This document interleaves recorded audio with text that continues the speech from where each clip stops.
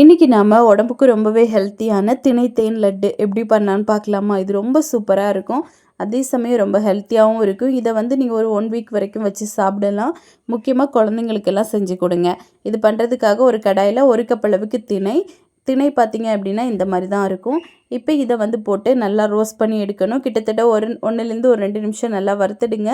நல்ல ஃப்ளேவராக கலர் கொஞ்சம் சேஞ்ச் ஆகி வந்ததுக்கப்புறமா ஆற வச்சுட்டு மிக்ஸி ஜாரில் போட்டு இது கூடவே ஒரு 3லேருந்து 4 ஏலக்காய் கூட போட்டு நம்ம ஃபைனாக அரைச்சி எடுக்கணும்.